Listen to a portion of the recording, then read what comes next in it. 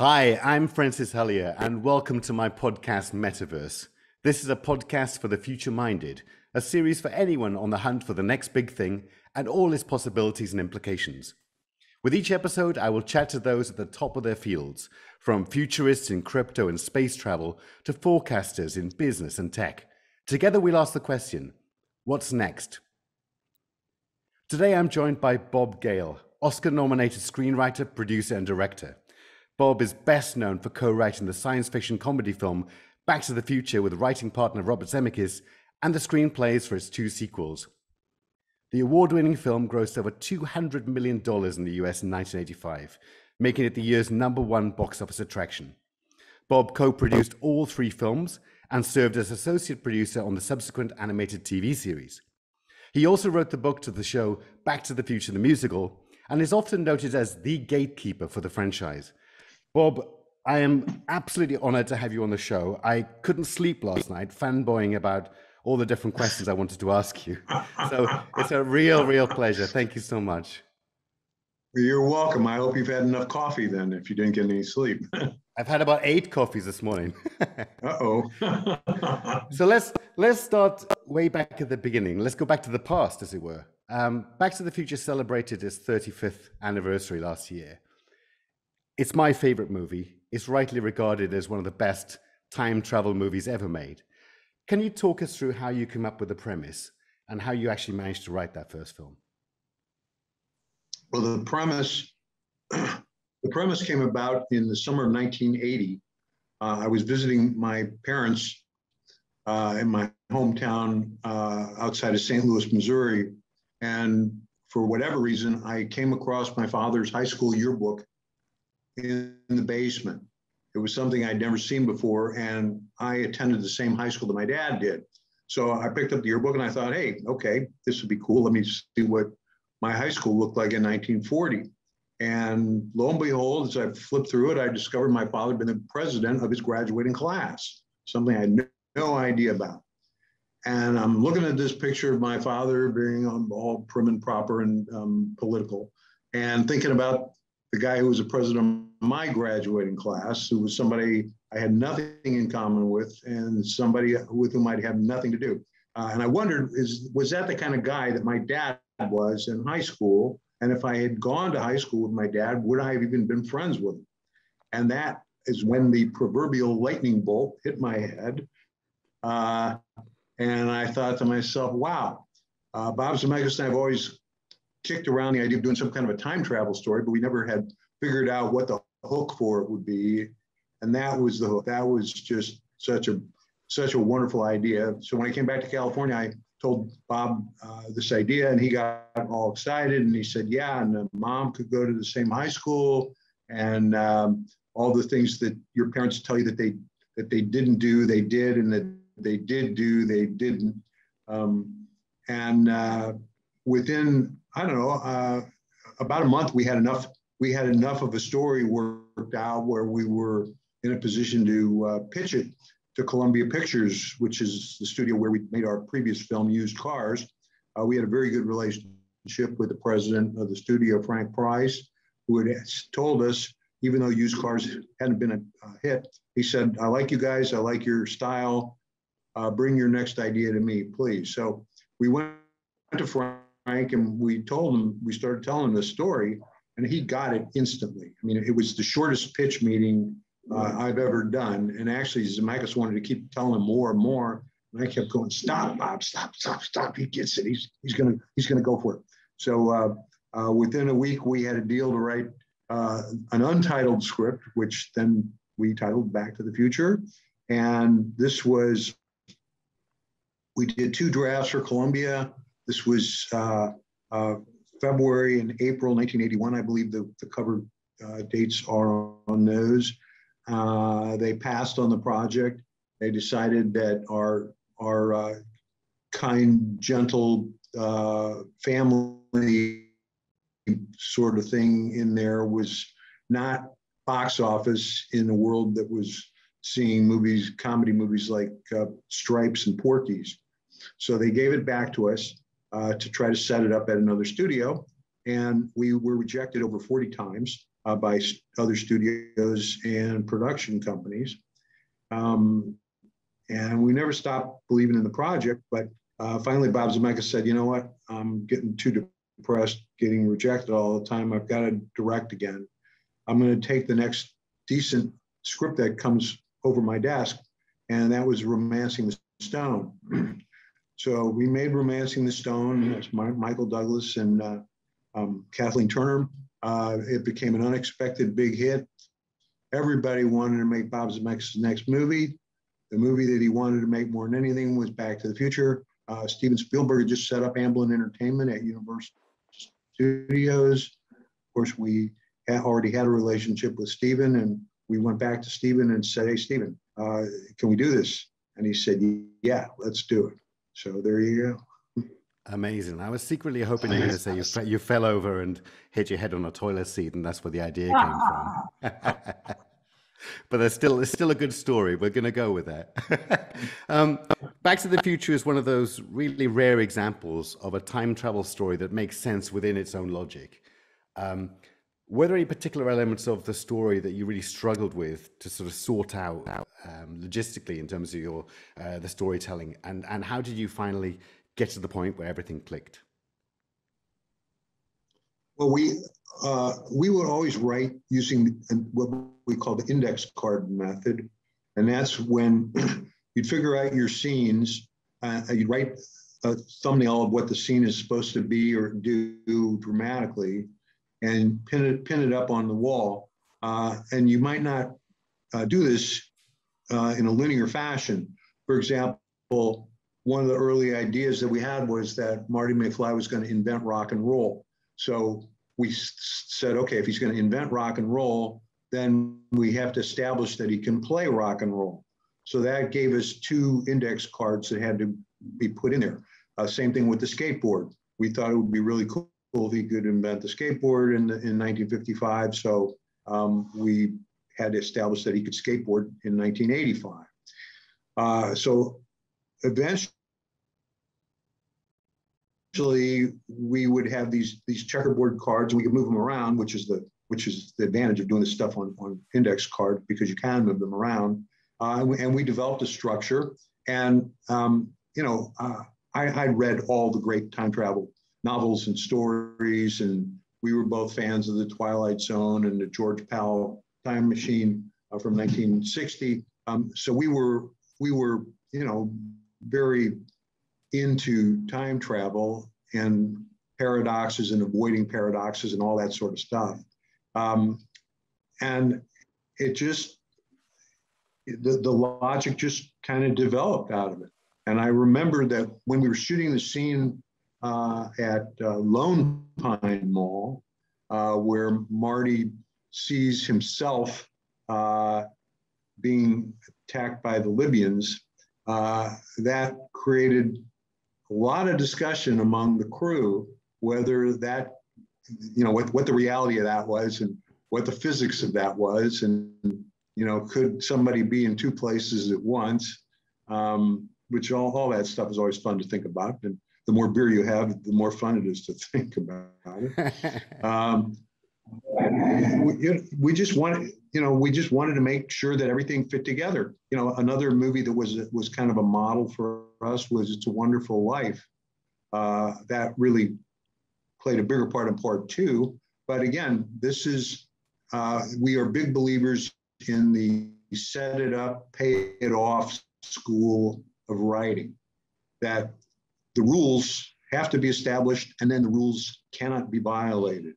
So if we say that the DeLorean has to go 88 miles an hour and have 1.21 gigawatts at the same time for time travel to occur, it's never going to be 45 miles an hour and 200 megawatts. It always has to be that. And we've all seen movies where they change the rules halfway through the picture, and you're just kind of saying, wait, they told us that that they weren't going to do that, or that was impossible. And suddenly he says, oh, by the way, we figured out a way where we can do that. To me, that's very lazy writing. So you want to let the audience in on what your rules are, so that they're with you and they can even be ahead of you. and then they're not ever disappointed, and they feel that they're not cheated. You know, whether the rules make any sense or not, that's a whole nother kettle of fish. But that doesn't matter, because as long as you establish working rules and stick with them, the audience will go with that. Of course. Personally, Marty McFly and Doc Emmett Brown were, up there with Spock and Kirk and Doctor Who and all these wonderful characters from my childhood. And the story of Back to the Future is almost interwoven with my own and all of my friends. I mean, we all still watch the movie regularly. We all still think about it. I mean, I think those characters live beyond the films. And so where would the inspiration, I mean, you mentioned the yearbook, where the inspiration for the characters come from? Well, the characters, like all the characters that we write, there's a little bit of us in all of our characters. When I was a kid, my next door neighbor was a professional photographer, and he had a dark room in his basement. And I remember going over to his house with the film that I shot with my little Kodak camera, and he would develop it, and he'd take me and my brothers into his dark room, and he was sort of like Doc Brown to us. He did this magic. He had this really cool equipment, and to a 10-year-old back in 1960, 61, it was blowing our minds that he could do this. He was a magician. So that relationship, that sort of the idea that there was this guy in your neighborhood who could do amazing technological things, that kind of grew out of that. But there is also in American mythology, folklore, there's, of course, the story of the lone inventor that creates the breakthrough in his garage or in his basement, and there is the subsidiary bit of folklore that somebody invented the reusable match or the internal combustion engine that gets 200 miles per gallon, that the big companies stifle and won't let us have that stuff. So those things, those were very much in our head when we created Doc Brown. And again, to make him human, we didn't want him to be the total typical mad scientist. The dialogue watchword was that for the most part, Doc uses a big word when a little one would do. So instead of saying they're going to a dance, they're going to a rhythmic ceremonial ritual. But when he gets excited, he resorts to an occasional spurt of profanity or just, colloquialism. And as much as he is into the science of everything, he's also very much aware of the world around him. So when he's out there in the movie, getting ready for the science experiment, and the cop comes by, and he asks him, "Do you have a permit for that?" You see Doc pull out his wallet. We know that what he did was he gave the cop $20, and that was his permit. So that's the type of stuff that just makes him into a three-dimensional, colorful character. And the idea that Marty, he's the fifth father figure that Marty doesn't have. George McFly couldn't do any of the stuff that Doc Brown does, so Marty is attracted to him. And Marty, being a typical American teenager, when everybody in town says, "Whatever you do, don't associate with Dr. Emmett Brown. He's a lunatic." He's going to go there right away. That's the first place that he's going to go. When you were creating the franchise, you obviously a big part of the movie is exactly as it says on the tin, is looking to the future and making predictions. If you were to write the movie today, what predictions would you make about the future? Whatever predictions I would make about the future would turn out to be wrong. They always do. Even when we predicted flying cars, we really knew there weren't going to be any flying cars. People always ask me, well, Bob, you think we're going to get flying cars? And I say people have enough trouble driving in 2 dimensions. It might not be a good idea to give them the Z axis to maneuver around in. I think that there will be further major advances in medicine. I think that when you want to look at an author who saw a lot of where we are today, Michael Crichton, he predicted an awful lot of stuff that we have today. You know, the surveillance society that is permeating everything, the fact that we're being tracked, the fact that we are voluntarily being tracked. You know, do you agree to these terms? Yes, I agree.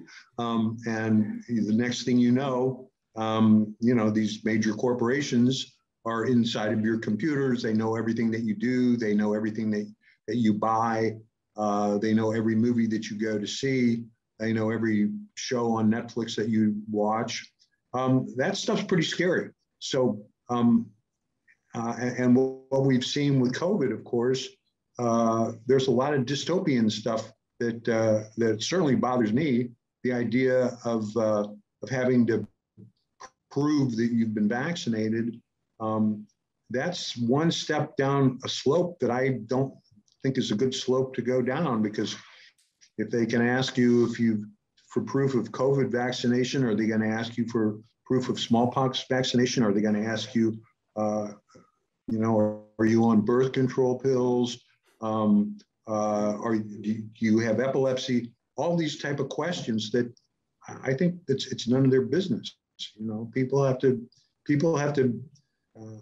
I've always said, you know, if we want the automobile accident fatality rate to drop to 0, all we have to do, it's very simple. All we have to do is reduce the national speed limit to 10 kilometers an hour, and anybody who crashes head on into another car, they're going to walk away from that. But nobody's going to put up with that. So life is full of risk, and everybody has said, hey, the risk of me getting in an automobile accident is worth it for me to be able to drive 100 on the motorway, right? So these are all things that I think about all the time. How they would be incorporated into another movie or predicting in the future, I don't know. But these are things going on today that obviously they weren't even. There was no internet in 1985, it's disturbing, to say the least. I mean, I don't know about you, Bob, but I only drive at 88 miles per hour. I don't drive at any other speed. So, I mean, I'm not quite sure. Cups of coffee too.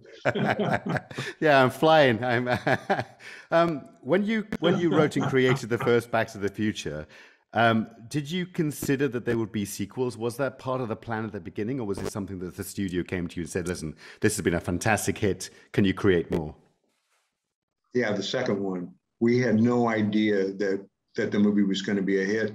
Bob Zemeckis has said on many occasions, if we knew we were going to do a sequel, we never would have had Jennifer get in the car at the end of the first movie, because when it came time for us to try to figure out part 2, we said, what are we going to do with Jennifer? You know, she's kind of the fifth wheel here.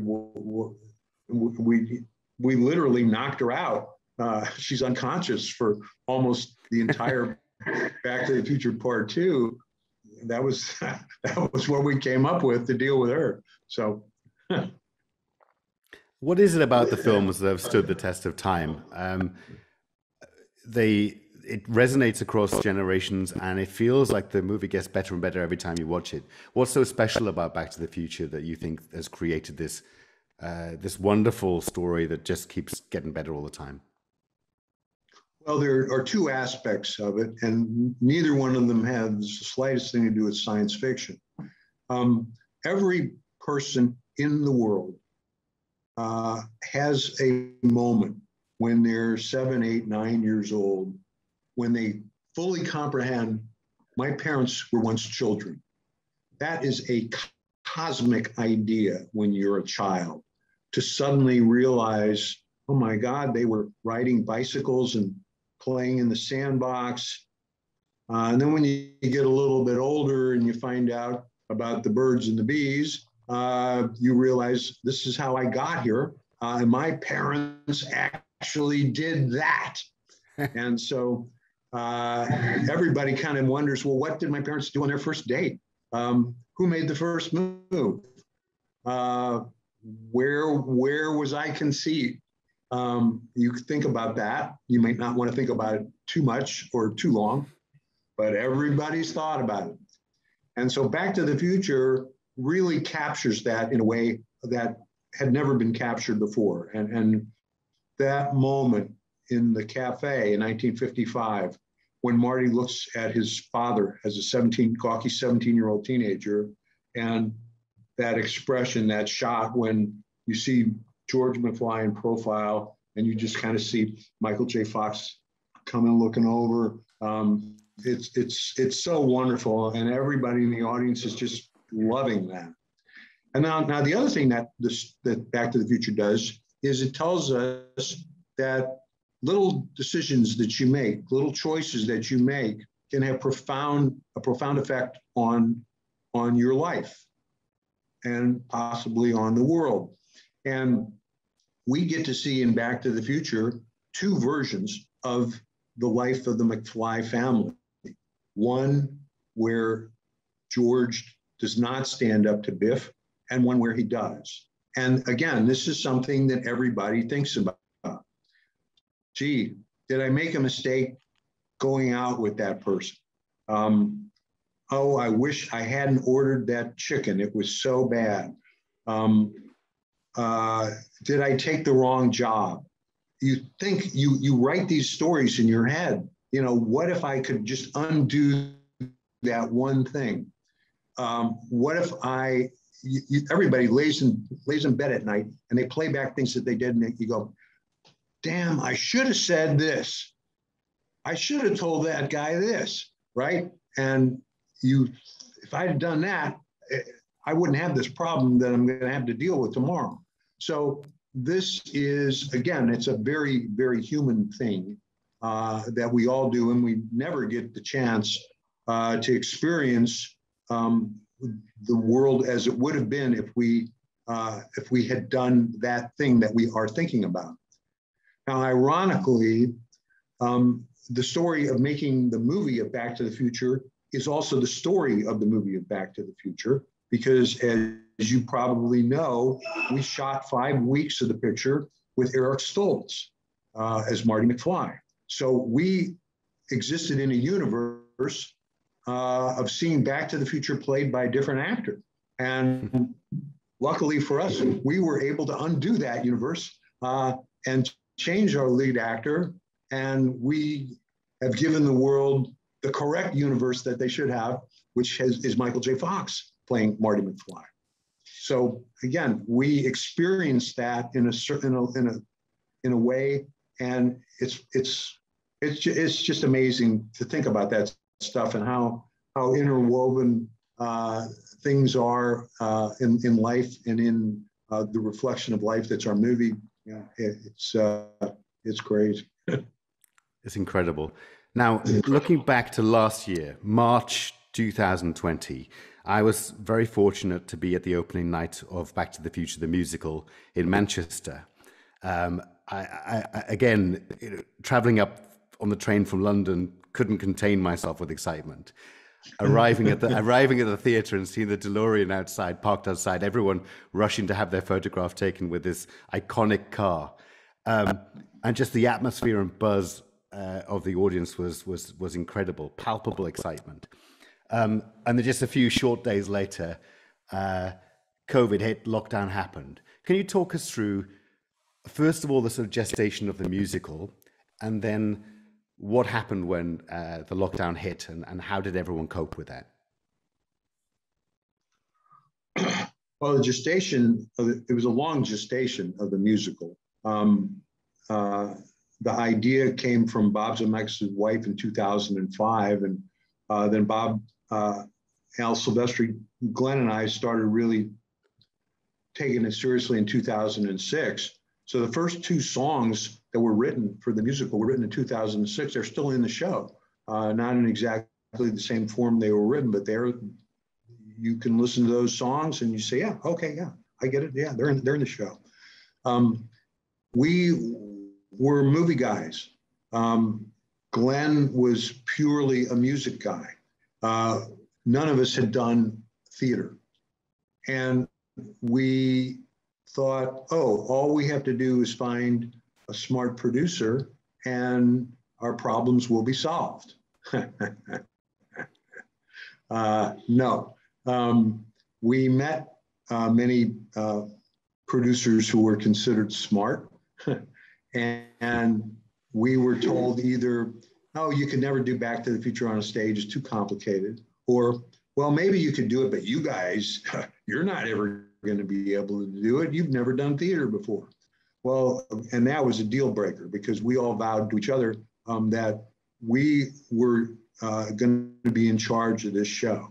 You know, Bob and I were going to be in charge of the book, and Al and Glenn were going to be doing the songs, and we were all four of us going to work together because that was the only way that we could ensure that a Back to the Future musical was going to be Back to the Future. We were never going to farm this out, turn it over to strangers.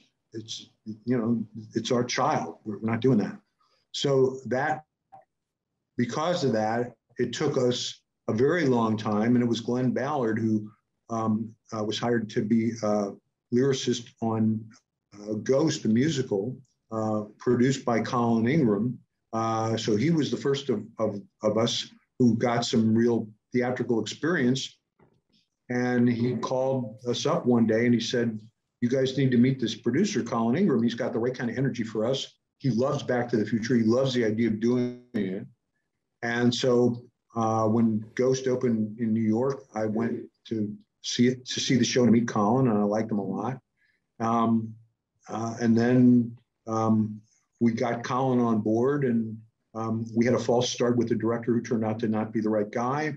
That made us kind of regroup and say, you know what, we cannot depend on even a director from the outside to do all this. We really have to put up all the critical signposts.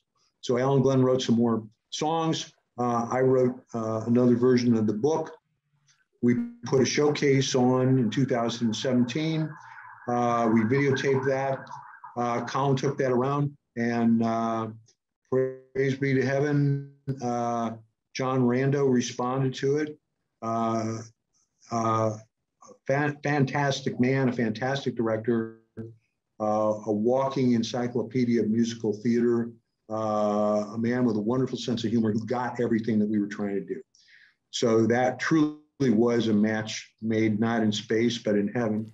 And we got John on board, and you know, with his insight and input and guidance, we put on our first workshop, actually literally 3 years ago at the Dominion Theater. So we put on several workshops to get us to where we got. The folks from the Manchester Opera House came to that first workshop, and they were just elated and said, okay, you have our theater. Whenever you guys are ready, we will book you. So that was great. Turns out 6 of the members of that original workshop are still in the show. And 5 of them are major lead characters, including Marty Doc, Lorraine George,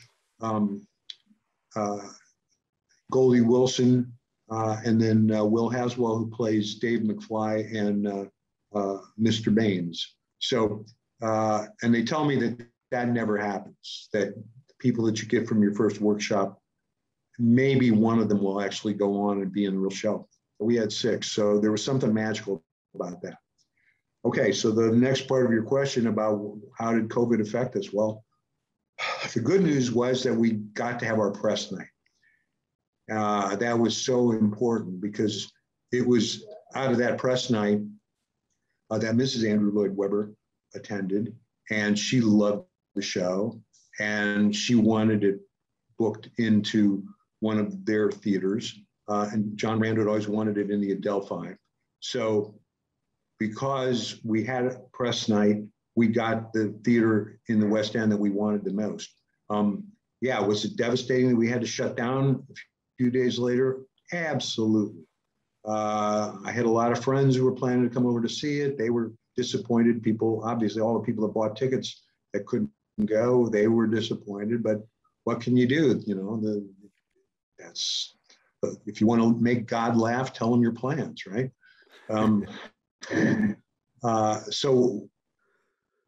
But because all theater was shut down, we didn't have to worry about our cast going off to take competing jobs because there weren't any jobs for them to take. And, you know, as Ollie Dobson, who plays Marty, and Roger Bart, who plays Doc Brown, they both said, where else am I going to get a part as good as this? Of course, I'm going to keep myself available because this is a part I want to play more than anything in the world. The cast are incredible, and I think what's interesting about this is for example, Michael J. Fox is so intertwined with Marty McFly. I mean, that's his character, that's his. But in the musical, the actors playing those roles take on the parts themselves. They make the roles their own, and I think what's particularly joyous about the musical is not only do you relive the story of the movie, there are certain differences and changes to the script and the story, very slight, but also it just adds extra color, doesn't it, to the film? And I think that's why it's such a joy to watch, because it's something you recognize, like a fine wine has aged so well. But equally, there is a lot more depth to the musical than perhaps even the film. And that's because they sing. That's because they sing. That's really. When a character has to sing a song, I mean, when Doc sings the song in Act 2, Dreamers, you learn so much about him.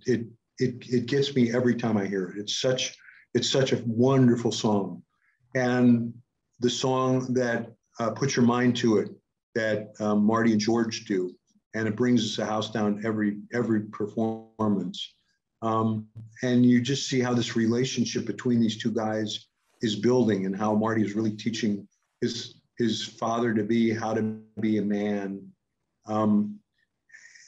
to you know, Lorraine and her, you know, her pent up sexuality, which comes out in her numbers, and then we've expanded the role of Goldie Wilson, because again, we made the movie, we didn't know how this was going to work. Who we were going to cast, and it turned out that Don Full-Love, who played him, brought so much, even though he's only in the movie for 5 or 6 minutes. Everybody remembers him, and we said, "Wow, since the audience loves this guy so much, let's give the audience more of him in the musical. Let's give him a song. Let's bring him back in Act 2, and let's tweak his arc a little bit so that he has a progression, which pays off beautifully and works really nicely, and it just adds, as you say, it adds extra dimension to the story that everybody already knows, because we can't spend the time doing cinematic fireworks, because we can't do that on a stage. So what we do instead is use stage and use the format of musical theater to do what stage and musical theater do best. And I think that's one of the reasons why the musical is being embraced by our fans so much, and by even people who aren't our fans. We've had many people come to see the show. Believe it or not, they've never even seen the movie.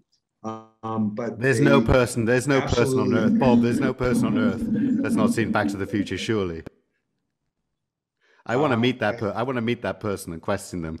Well, France, you come to any of our shows and just kind of hang around. Look, we had yesterday. There's a program to bring disadvantaged kids into the theater and give them a theatrical experience.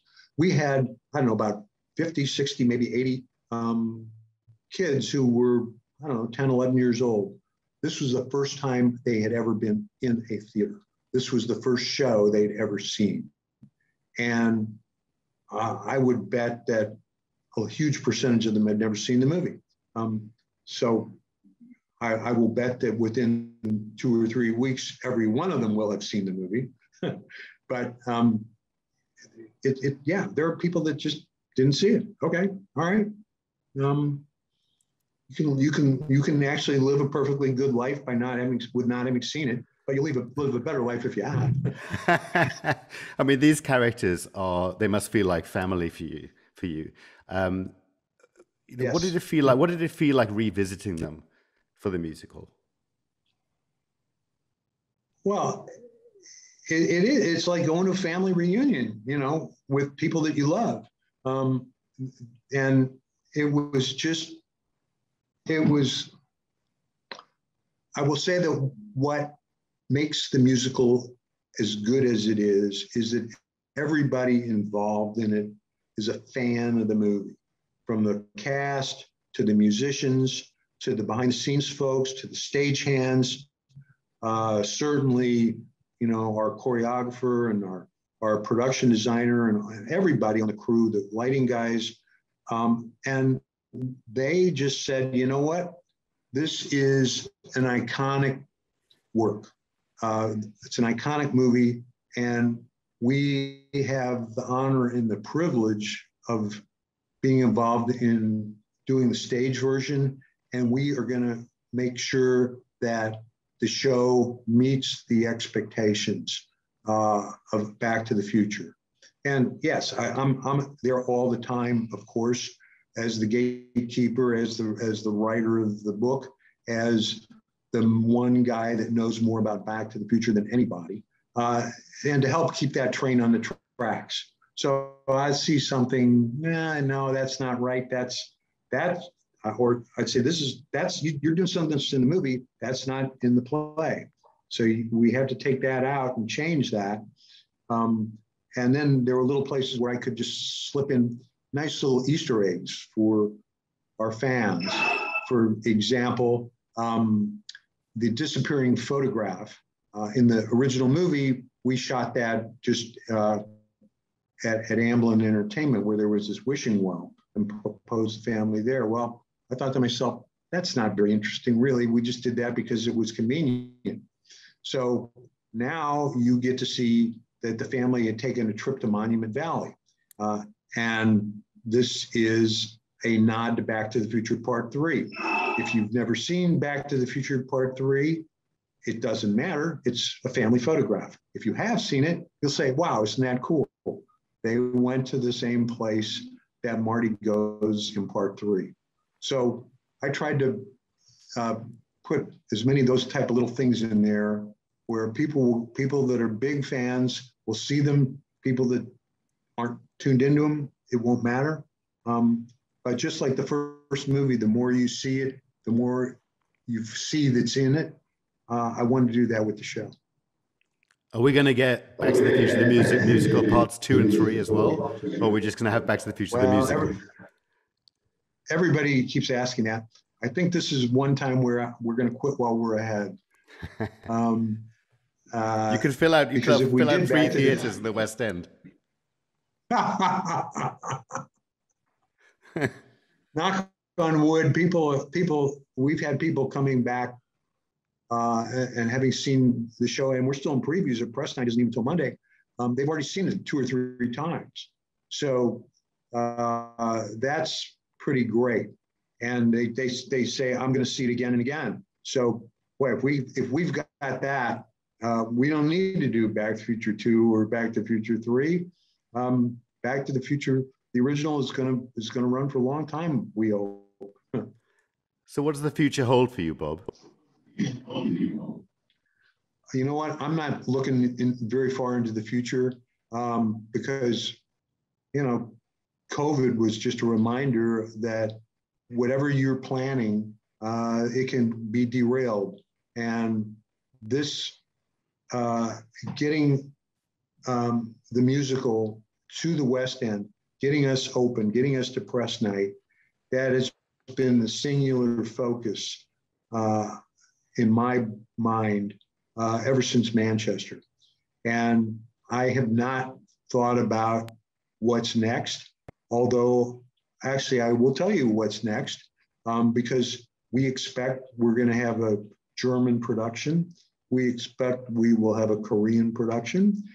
We expect to take this around the world. So I am going to have to be going back into the book and finding things that need special translations in each country, because we have I Am Your Density in the show as a play on I Am Your Destiny, but I don't know what the German equivalent is going to be. I don't know what the Korean equivalent is going to be, but we've got to have to find something that works on the same, makes the joke funny in each different language that we translate it to. So that'll be interesting and a great experience. And hey, it means that I'll get to go to all these different countries. Wonderful. Bob, I can't thank you enough for your time today. It's been an honor to have you on the show. I wish you all the success in the world with Back to the Future, the musical. It's playing at London's Adelphi Theatre. Book tickets online now. And, again, just thank you so much for creating something so special.